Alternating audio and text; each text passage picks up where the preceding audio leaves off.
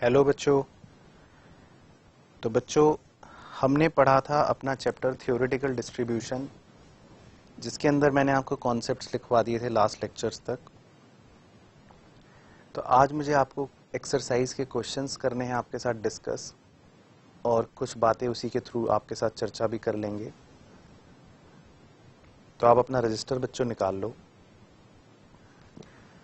और मटेरियल निकाल के मेरे साथ आ जाओ एक्सरसाइज पर सेट ए, यानी कि जो 1 नंबर के क्वेश्चंस वाली हमारी मेन एग्जाम के पर्सपेक्टिव से एक्सरसाइज है सेट ए। तो इसमें शुरू करते हैं बच्चों। सबसे पहले question number 1, A theoretical probability distribution कह रहा है A does not exist, B exist only in theory, C exist in real life, D both B and C. तो इसका मतलब है बच्चों कि थ्योरेटिकल प्रोबेबिलिटी डिस्ट्रीब्यूशन जो हम पढ़ रहे हैं वो थ्योरी में भी पढ़ते हैं, जो आपने पढ़ा एग्जिस्ट इन थ्योरी, एंड ये रियल लाइफ में भी चलता है, क्योंकि हम कॉइन टॉस करते हैं या कुछ और चीज़ करते हैं, तो इसकी एप्लीकेबिलिटी बिल्कुल बिल्कुल है। तो यानी कि सही ऑप्शन है option number D, both B and C, यानी थ्योरी में भी पढ़ते हैं और इसको हम रियल लाइफ में भी देखते हैं। क्वेश्चन नंबर 2, प्रोबेबिलिटी डिस्ट्रीब्यूशन में बी कह रहा है प्रोबेबिलिटी डिस्ट्रीब्यूशन कैसा हो सकता है। ये हमने शुरू में लिखा था नोट्स में, डिस्क्रीट भी हो सकता है, कॉन्टिन्यूस भी हो सकता है, तो यानी ऑप्शन नंबर डी। उसके बाद थर्ड, एन इम्पॉर्टेंट डिस्क्रीट वाली प्रोबेबिलिटी डिस्ट्रीब्यूशन इज। तो बच्चों डिस्क्रीट प्रोबेबिलिटी डिस्ट्रीब्यूशन हमने लिखा था कि कौन से होते हैं, बायनोमियल और पॉइजन। तो ऑप्शन हो गया A Poisson. Fourth, an important continuous probability distribution. Continuous वाले प्रोबेबिलिटी डिस्ट्रीब्यूशन बच्चों हमने लिखे थे, कौन से होते हैं, नॉर्मल। तो यानी ऑप्शन हो गया डी।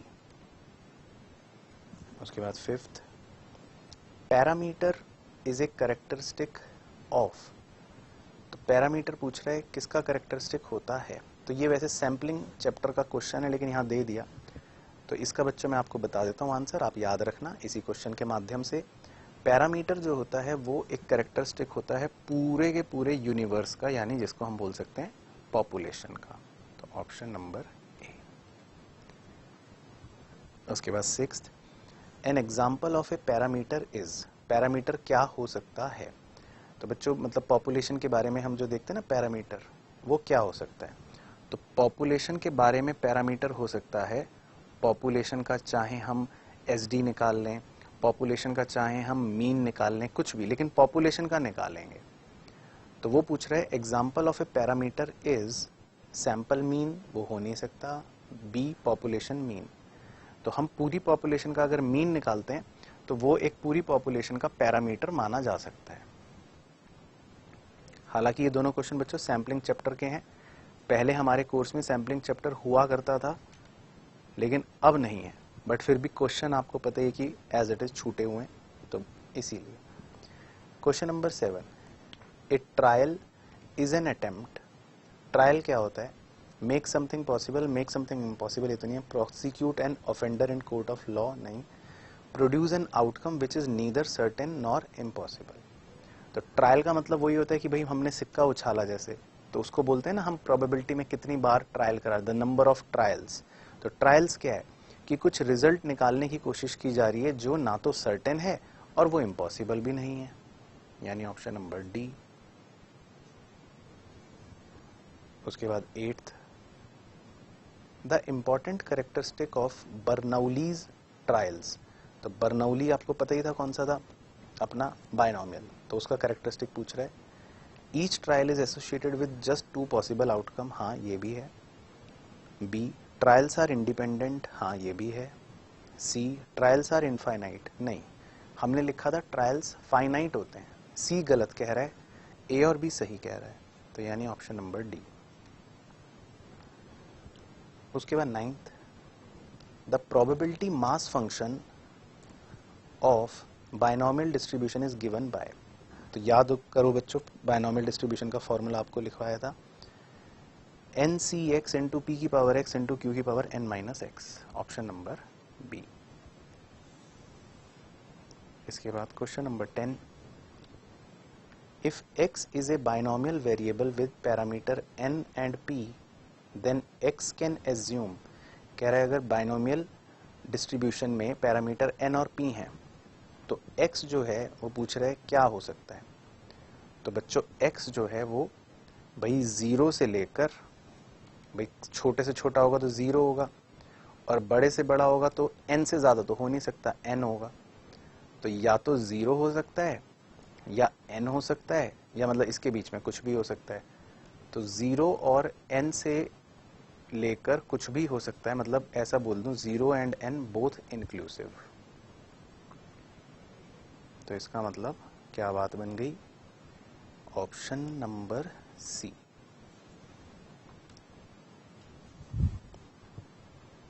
उसके बाद 11, A binomial distribution is, binomial distribution कह रहा है क्या है, नेवर सिमेट्रिकल, ये तो बात गलत है। B never positively skewed, never negatively skewed, B और सी बच्चों हमारे कोर्स में ही नहीं है तो छोड़ दो, ये तो वैसे ही नहीं होंगे। D symmetrical when P is 0.5, बिल्कुल सही। तो इसका मतलब है कि हमारा बाइनोमियल डिस्ट्रीब्यूशन भी अगर मैं बनाना चाहूँ तो अगर मेरा P सक्सेस जो है 0.5 यानी 50% है और फेलियर भी 50% है, तो उस केस में मेरा बाइनोमियल डिस्ट्रीब्यूशन बिल्कुल सिमेट्रिक बनेगा। ठीक है ना, बिल्कुल सिमेट्रिक, ये कहना चाह रहा है। तो हेड आने की प्रोबेबिलिटी 50%, टेल आने की प्रोबेबिलिटी भी 50%, तो बिल्कुल सिमेट्रिक बन जाएगा ना ये बाइनोमियल डिस्ट्रीब्यूशन भी। तो ये कहना चाह रहा है 11th में। उसके बाद 12, the mean of binomial distribution with parameter n and p, तो मीन का फॉर्मूला हमने लिख ही रखा था, क्या होता है np, यानी option C. The variance of binomial distribution with parameter n and p is, तो हमने लिख ही रखा था, उसका फॉर्मूला होता है npq। तो q की जगह मैं 1 माइनस p भी पुट कर सकता हूं, और चाहूं तो p की जगह q भी पुट कर सकता हूं, मतलब वो तो डिपेंडिंग अपॉन ऑप्शन। तो nq 1 माइनस q ये भी लिख सकता हूं, है ना भाई, p को चेंज कर दिया, np p की जगह 1 माइनस q लिख दिया, तो ऑप्शन नंबर सी। तो npq में p को हमने क्या बना दिया, 1 माइनस q।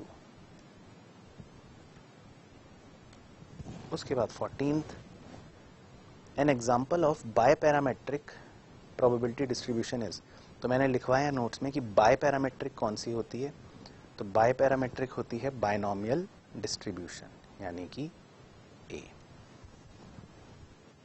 ठीक है ना, तो biparametric discrete probability distribution, दो ही डिस्क्रीट है, एक नॉर्मल, एक बाइनोमियल, एक पॉइजन। पॉइजन जो है वो यूनी पैरामेट्रिक थी, लिखा है नोट्स में, बाइनोमियल जो है वो बाय पैरामेट्रिक है, तो इसीलिए बाइनोमियल। उसके बाद 15th, for a binomial distribution mean and mode, कह रहा है बाइनोमियल डिस्ट्रीब्यूशन में मीन और मोड जो है आर नेवर इक्वल, जरूरी नहीं है, आर ऑलवेज इक्वल, ये भी जरूरी नहीं है, are equal when q is 0.5, बिल्कुल सही। तो बच्चों अगर बाइनोमियल डिस्ट्रीब्यूशन में q 0.5 हो गया तो देखो यही वाला लिंक करो, तो इसका मतलब बाइनोमियल डिस्ट्रीब्यूशन भी ऐसा बनना शुरू हो जाएगा नॉर्मल की तरह। तो इस केस में तो जो मीन होता है वही मोड भी होता है, वही मीडियन भी होता है, तो इस केस में तो मीन और मोड बराबर हो जाएंगे।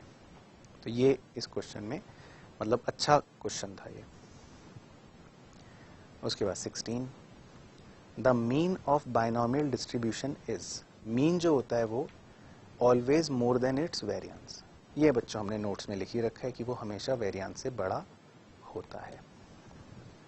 इसके बाद 17, for a binomial distribution there में बी, कह रहा है बाइनोमियल डिस्ट्रीब्यूशन के एक मोड हो सकते हैं, दो मोड्स हो सकते हैं, या बोथ ए एंड बी। तो सी है बच्चों, बायनॉमियल डिस्ट्रीब्यूशन के एक भी हो सकते हैं, दो भी हो सकते हैं, कितने भी हो सकते हैं, है ना, पढ़ा था ये तो, यूनी मॉडल और बाय मॉडल। फिर 18th, the maximum value of variance of A binomial distribution with parameter n and p is, तो मैंने ये नोट्स में लिखवाया था कि मैक्सिमम वैल्यू ऑफ वेरियांस की क्या हो सकती है, n/4, तो यानी ऑप्शन नंबर बी। उसके बाद question number 19, the method usually applied for fitting binomial distribution is known as, binomial distribution के मेथड को जो बच्चों हम फिट करते हैं उसे हम बोलते हैं, ये हमने शायद नोट्स में ना लिख रखा हो तो मैं बता देता हूँ, या फिर आप इसको भी याद रखना इस क्वेश्चन के माध्यम से। तो जो हम बायनॉमियल डिस्ट्रीब्यूशन को फिट करते हैं उसे मेथड ऑफ मोमेंट्स बोला जाता है, उसे बोला जाता है मेथड ऑफ मोमेंट्स। उसके बाद question number 20, which one is not a condition of Poisson model, कह रहे पॉइजन मॉडल की क्या कंडीशन नहीं है। A, the probability of having success in a small time interval is constant. B, the probability of having success more than one in small time interval is very small, ये तो है। The probability of having success in small interval is independent of time and also of earlier success, ये भी है।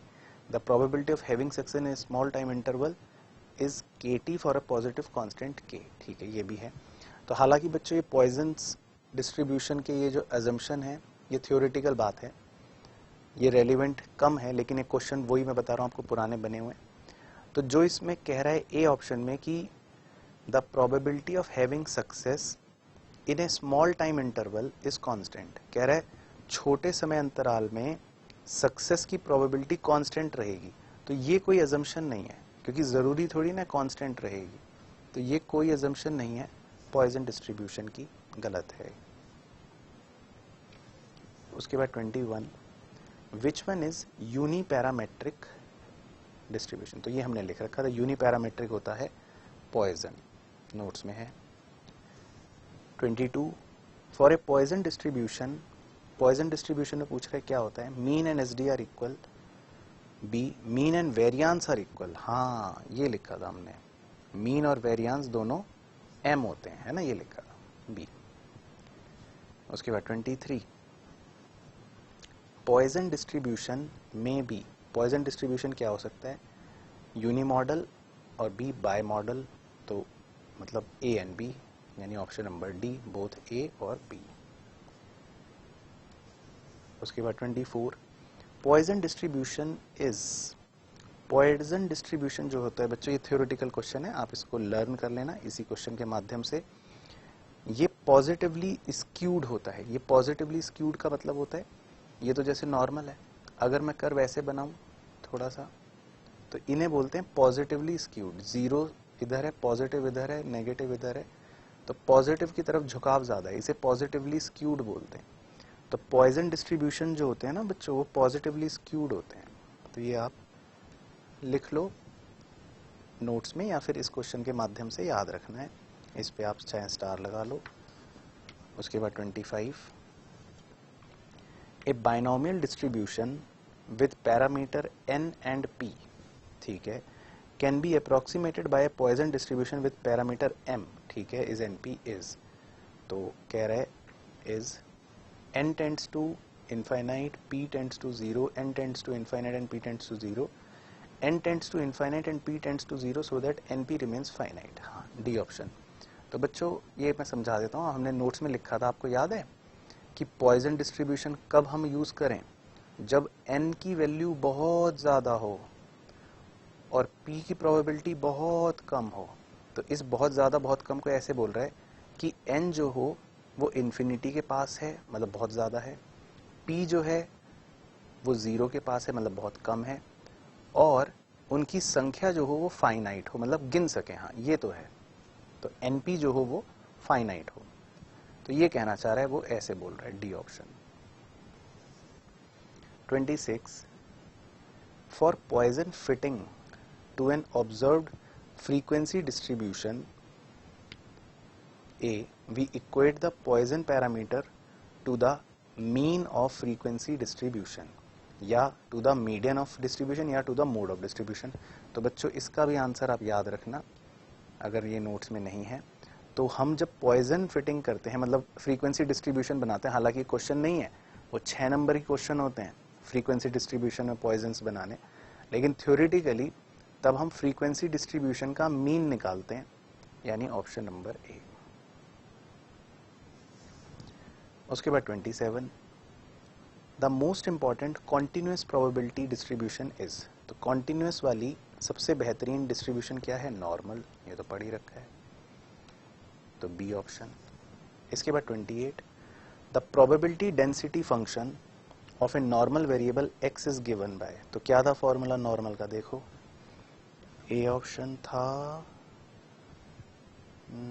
ये -2। हाँ, तो A option में जो गिवन है वो था हमारा फॉर्मूला किसका? नॉर्मल डिस्ट्रीब्यूशन में फंक्शन ऑफ एक्स का ए। ठीक है ना, वो हमने नोट्स में लिख ही रखा है। इसके बाद 29, the total area of normal curve is. कह रहे हैं नॉर्मल एरिया, नॉर्मल कर्व का टोटल एरिया क्या होता है? 1 होता है, ये भी लिखा है ए। फिर 30, the normal curve is. Normal curve की शेप क्या होती है? बेल शेप्ड, ए। फिर 31, the normal curve is. Normal curve कैसा होता है? ये भी लिखा है सिमेट्रिकल। तो कितने बढ़िया क्वेश्चन है, देखो सब पता है हमें। 32, area of normal curve is. कह रहा है नॉर्मल कर्व का एरिया जो है वो क्या है? Between -∞ to mu is 0.5, between mu to infinity is 0.5। हाँ, तो दोनों ही हो गए, बोथ ए एंड बी। मतलब आधा पहाड़ 0.5 है, आधा पहाड़ 0.5 है, तो यही होता है एरिया, यानी डी ऑप्शन। उसके बाद 33, the cumulative distribution function of random variable x is given by. तो कह रहा है क्यूमुलेटिव फ्रीक्वेंसी डिस्ट्रीब्यूशन कैसे शो करते हैं? तो बच्चों ये मैं आपको बता देता हूँ, अगर आपको नहीं पता होगा या नहीं लिखा होगा। तो हम जैसे उसमें लेस देन क्यूमुलेटिव बनाते हैं ना बाय डिफॉल्ट, तो इसको डिनोट करते हैं probability x less than equal to x, ऐसे डिनोट करते हैं। तो f of x probability x less than equal to x। ठीक है ना, हालांकि ये क्वेश्चन पुराना है, पूछेगा अब नहीं। ये सब जब पहले 5 नंबरी क्वेश्चन हुआ करते थे तब देता था। तो ऑप्शन नंबर ए। ठीक है ना, तो मतलब फंक्शन ऑफ x जो होता है, लिख लेना आप, f ऑफ छोटा वाला x is probability of x less than equal to छोटा वाला x। उसके बाद question number 34, the mean and mode of normal distribution. तो नॉर्मल डिस्ट्रीब्यूशन में हमने पढ़ा ही था बच्चों कि मीन और मोड जो होते हैं वो हमेशा इक्वल होंगे, क्योंकि मोड भी यही, मीन भी यही, ऑलवेज इक्वल। ऑप्शन सी।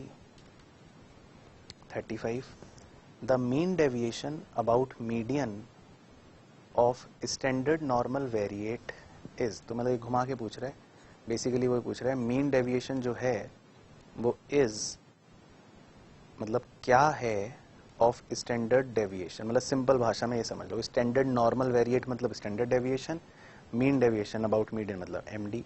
तो कह रहा है एमडी इज क्या? Of standard deviation. तो क्या था फॉर्मूला?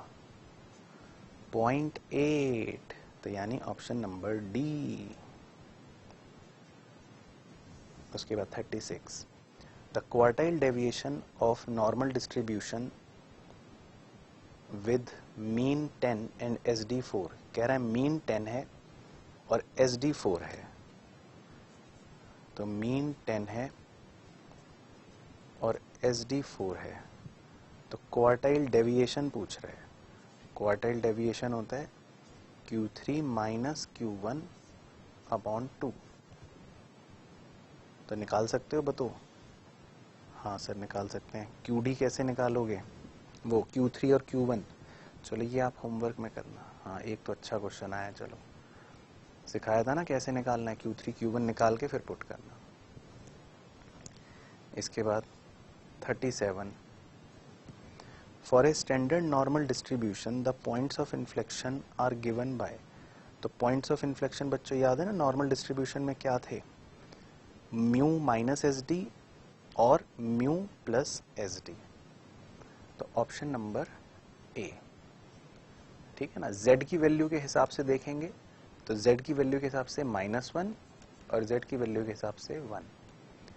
तो पहले किताब में z के फॉर्म में दे रखा होता था, तो इसीलिए वो ऑप्शन सी जो आप देख रहे हो, तो शायद किताब में अभी भी वो पीछे ऑप्शन सी ही चल रहा हो, लेकिन वो क्लियर नहीं है। तो इट्स बेटर कि हमारा ए ऑप्शन जो प्रॉपर क्लियर है हम उसको फॉलो करें। उसके बाद 38, the symbol phi of A indicates the area of standard normal curve between। ठीक है, तो इसका मतलब होता है फाई और A का मतलब ये है कि हम A तो वैल्यू है और फाई मतलब -∞ से लेकर A तक इतना एरिया देख रहे हैं, क्योंकि हम हमेशा लेफ्ट में एरिया देखते हैं। तो अगर हमारा पॉइंट है A पहाड़ में कहीं पर भी, बताया था ना, मान लो कहीं पर भी एक पॉइंट है A, मान लो यहाँ पर खड़े हैं हम, तो इसका मतलब हम अगर एरिया देखना चाहते हैं ए पॉइंट से तो किधर की तरफ देखेंगे, लेफ्ट की तरफ। तो इसका मतलब हम कहाँ देख रहे हैं एरिया, या कितना एरिया देख रहे हैं, तो इसका मतलब हम देख रहे हैं -∞ से लेकर ए तक का एरिया, यहाँ से लेकर यहाँ तक। तो कौन सा ऑप्शन हो गया, ऑप्शन नंबर सी। उसके बाद 39, the interval mu minus S D और mu plus S D covers. तो ये याद था, वो कितना एरिया कवर कर लेता है, 99.73%, वो वाला एरिया पूछ रहा है। तो ये इतना एरिया कवर करता है। तो कौन सा ऑप्शन है, ऑप्शन नंबर डी, यानी वो कह रहा है ऑल मतलब 100%, बट यानी कि एक्सेप्ट 0.27 एरिया। तो डी में अंग्रेजी ऐसे दे रखी है 100 माइनस 0.27%, तो वो बनेगा तो यही। तो 39 का हो गया डी। उसके बाद question number 40, the number of misprint per page of a thick book. ये मैंने लिखवाया नोट्स में कि अगर हम बहुत बड़ी चीज़ में छोटी सी गलती देख रहे हैं तो ये किस में फॉलो करते हैं, पॉइजन डिस्ट्रीब्यूशन में, ऑप्शन बी। इसके बाद 41, the results of ODI matches between India and Pakistan. अब ओडीआई मैच हुआ इंडिया पाकिस्तान का, तो इसके दो ही रिजल्ट आएंगे, या तो इंडिया जीतेगा या पाकिस्तान जीतेगा। अब ये मत कहना सर टाई भी तो हो सकता है, वो सब छोड़ो। तो दो रिजल्ट आएंगे, या तो जीतना या हारना। तो कौन से डिस्ट्रीब्यूशन में दो रिजल्ट आते हैं, बायनॉमियल में, उसमें म्यूचुअली दो रिजल्ट्स होते हैं बस। 42, the ways of a worker. अब बच्चों वेजेस जो होती हैं, वेजेस, अब वर्कर की वेजेस को आप काउंट थोड़ी ना कर सकते हो, वो मेजर होती हैं भाई, है ना, कितनी भी हो सकती है, किसी की 5,050 पैसे, अब किसी की 10,000, ये वो। तो ये जो मेजरेबल चीज़ें हैं उन्हें बोलते हैं कॉन्टिन्यूस वेरिएबल, और कॉन्टिन्यूस वेरिएबल निकाला जाता है किसमें, नॉर्मल डिस्ट्रीब्यूशन में। तो ऑप्शन नंबर सी। और उसके बाद 43, if x and y are two independent normal random variable then distribution of x plus y। तो कह रहा है x और y दो अलग अलग नॉर्मल रैंडम वेरिएबल्स हैं, नॉर्मल। तो कह रहा है distribution of x plus y भी क्या होगा, तो वो भी नॉर्मल ही होगा। तो a है ना, वो हमने प्रॉपर्टी भी लिख रखी है कि x अगर कोई नॉर्मल डिस्ट्रीब्यूशन है ये, y अगर कोई और नॉर्मल डिस्ट्रीब्यूशन है ये, तो x प्लस वाई भी तो नॉर्मल डिस्ट्रीब्यूशन होता है ये, तो x प्लस वाई भी नॉर्मल ही होगा। तो ये था बच्चों हमारा कंप्लीट सेट ए के क्वेश्चंस। बस एक ही क्वेश्चन होमवर्क में, वो आप करके देखना। तो ये था बच्चों इस चैप्टर के अंदर। तो एग्ज़ाम के लिए बस आप एग्जाम्पल्स करना जो मैंने सिखाए, कॉन्सेप्ट्स रिवाइज करना जो सारे मैंने आपके साथ डिस्कस करे, और सेट बी के अंदर आप देख रहे हो बच्चों ये क्वेश्चन जो है ये 2 मार्क्स के क्वेश्चन है। सेट बी में 2 मार्क्स के क्वेश्चन है, तो इसमें हर क्वेश्चन जो है वो एग्जाम के लिए रेलिवेंट नहीं है। हाँ, कुछ क्वेश्चन बीच में हो सकते हैं ऐसे हों जो थोड़े छोटे हों, जो एग्जाम में पूछ सके। तो आप सिर्फ सेट बी के क्वेश्चंस को एज एन एडिशनल प्रैक्टिस करना। मैं फिर से रिपीट कर रहा हूं, ध्यान से मेरी बात सुनना। इस चैप्टर के सेट बी के क्वेश्चन हालांकि है तो 2 नंबर के, ठीक है ना, 2 नंबर के, लेकिन फिर भी आप इनको एडिशनल प्रैक्टिस के लिए बस करके देखना और ज्यादा फोकस करना जो हमने नोट्स में करे हैं, जो नोट्स हैं और सेट ए में जो पढ़े हैं वो सब क्वेश्चंस पे। लेकिन एडिशनल प्रैक्टिस के लिए आप सेट बी एक बार कर सकते हो अगर आप थोड़ा सा और इस चैप्टर में प्रैक्टिस करना चाहते हो, ठीक है ना। और फिर सेट बी में जो भी क्वेश्चन में डाउट होगा वो आप ग्रुप पर सेंड कर देना, उस पर हम चर्चा कर लेंगे। बाकी ये चैप्टर हमारा पूरी तरह से फिनिश है, बस इसको अच्छे से आप रिवाइज करना।